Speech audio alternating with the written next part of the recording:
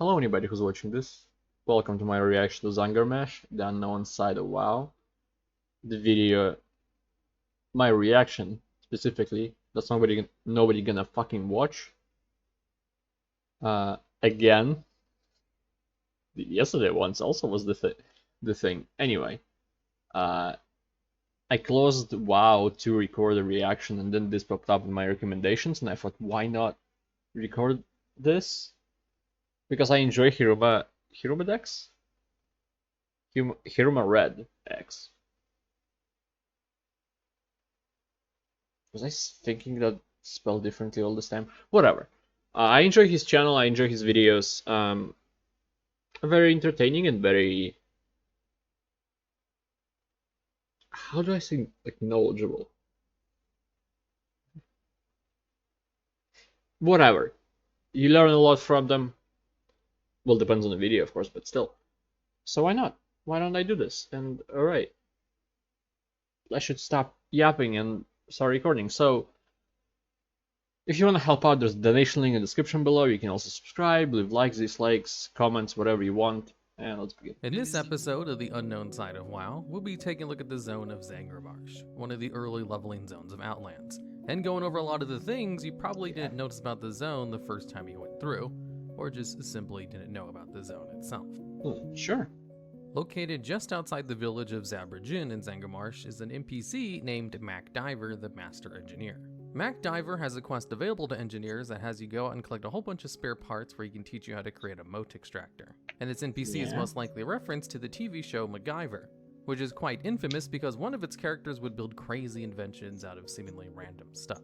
As when you complete the quest for Mac Diver, he has dialogues which states, "Alright, now if we only had a stretchy loop, a parchment clamp, a guzzle tube, and some sticky duck ribbon, then we could really make something."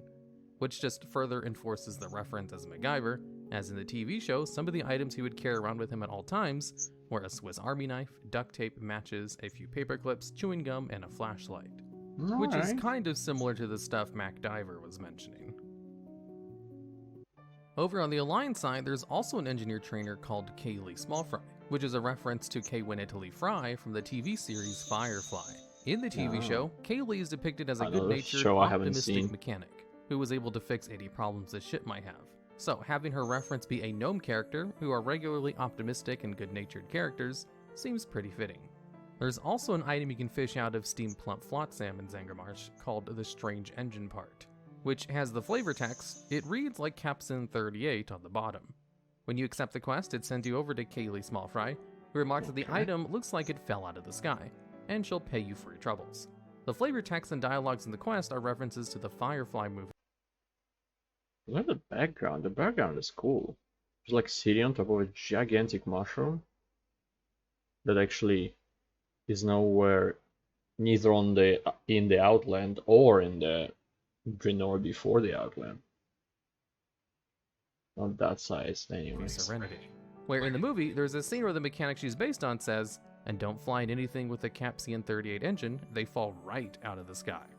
Also, funny enough, the quest item can be looted by Horde players, but they're not actually able to receive any quest from it. Oh.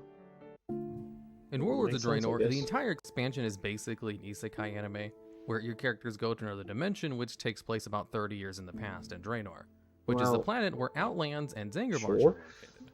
And of all of the 7 original zones from Outlands, only 5 of them are represented within Warlords of Draenor as a place you can actually go to. Zangarmarsh was just a fully underwater zone that had maybe 1 or 2 quests that would send you there, but otherwise was completely unused. The other zone was the Netherstorm, which Blizzard talked about a lot in BlizzCon panels as being Farlan, and the zone was cut late in development, so there was a lot of promotional material about it, and it even had a budget for it on the world map. Although there weren't really any plans for the Zangar Sea in Warlords of Draenor, other than maybe giving it a fungal whale world boss. Though if you do ever explore underwater, you can see all the mushrooms which are very reminiscent of the Outlands version of it, even if a lot of these mushrooms and spores are supposed to be highly toxic and dangerous. Are they supposed to be like that? It's not like that. In lore, Zangarmarsh is an absolutely terrible place to be in, as we get a nice description of it from the Illidan novel from Maev's point of view, where she says, "Zangarmarsh was a monstrous place, a boggy, fell-lent filled with alien horrors." And then goes on to say a different part of the book. She had thought Hellfire Peninsula was a terrible place, but this was far worse. The entranceway to Outland was a desert hell filled with fell orcs and hideous creatures. But Zangarmarsh was something darker and stranger. It was hot and humid and dank. Huge mushroom trees, larger than the towering oaks of Ashenvale, blocked out the sun. Manta-like flyers flitted through their shadows, and things part jellyfish, part alien monster floated through the air. True, there were fewer orcs, but there were other menaces. After smashing through the host of Ravagers, the Watchers had been attacked by a giant ambulatory fungus. They had been ambushed by ogres and swarmed by huge stinging insects. She had lost Colia to tiny grubs that had emerged from her flesh after she had been stung. The vermin eating her eyes and her brain. Another death that ultimately could be later. That's descriptive for Illidan. There's also some other parts where she mentions that the spores in the air constantly grow fungus on their skin, and that only carefully cleaning and the use of healing magic could take it off. As in-game, Zangarmarsh is just a neat-looking leveling zone, and doesn't feel anywhere near as dangerous as it's described in the book. So it was actually kind of a shock to read this segment, to see how dangerous it's supposed to be. Probably because of the game coming out, well, the outlet coming out in 2006, and book is probably 2012 or something like that. Actually, don't know, maybe 2015. I never read it myself. So, and they couldn't do that much in the game. In Zangarmarsh, there are 3 NPCs which are references to tissue paper and blowing your nose, as spores in the air are responsible for a lot of allergies. So it's appropriate that a lot of the spore-like creatures in the zone have parody names based on these things. More specifically, the NPCs, Gesundheit, which sounds like Gesundheit, which is a polite thing you can say to someone after they sneeze. There's also Kleenex, which sounds like Kleenex, a popular brand of tissue paper. And finally, Tissue, which literally just sounds like tissue. Speaking of tissue, currently this NPC offers a quest called Bring Me a Shrubbery, and has another quest called Bring Me Another Shrubbery. Both of these are references to the movie Monty Python and the Holy Grail, in which the characters are asked by the Knights of Ni in order to go out and fetch a shrubbery for them as part of a quest. Knights of Ni, we have brought you your shrubbery. Yeah. May we go now? It is a good shrubbery. I like the laurels particularly. But there is one small problem. And after they return with a shrubbery, they're told to go out and collect another shrubbery. Located just to the east of the spawning glen is an NPC sporling named Fossin. This NPC is most likely a reference to the Spawn of Fashan, which is a tabletop RPG that was released in 1981, which is infamous for being absolutely terrible. As the Sporling Fossin has a quest related to Spawning Glen, in which you have to go help the Sporling spawns, and seeing as the NPC's name is very similar to Fashan, and heavily... So I assume 10 to 30 is now in Shadowlands, because the leveling was redone, but why is there a quest in 60? Involved with spawns, it's a pretty easy relation to make. The RPG it references is best described by a quote from Lawrence Stick's review of it in 1982's edition of Dragon. Hilariously bad fantasy system, legendary amongst RP game designers as the epitome of cliché, amateurish FRP games. Some maintain that it's so bad it must be a hoax.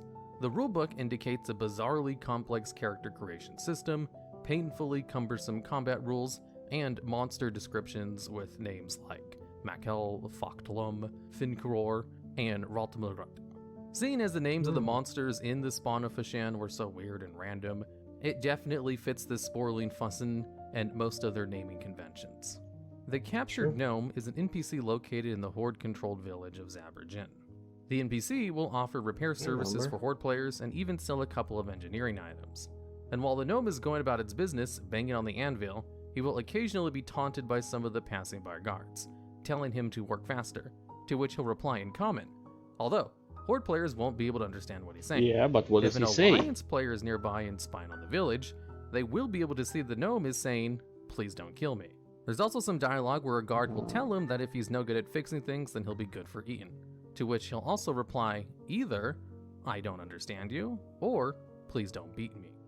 Now, the captured gnome in this village could be a reference to how gnomes are treated in WoW Machinima, where there was a large emphasis in early WoW Machinimas to always punt gnomes, or use them as the butt of many jokes. Although if it's not a reference, then it's just a pretty dark scene of a captured gnome Indeed, who's yeah. just scared for his life. Okay, it is 8 minutes long. Damn, I wish it was longer. These videos are quite cool. Just finding out little itty bitty secrets about the zone. Well, in this case, about the zone. There are a lot of them. If you've seen, you know. Why am I explaining this? I don't know.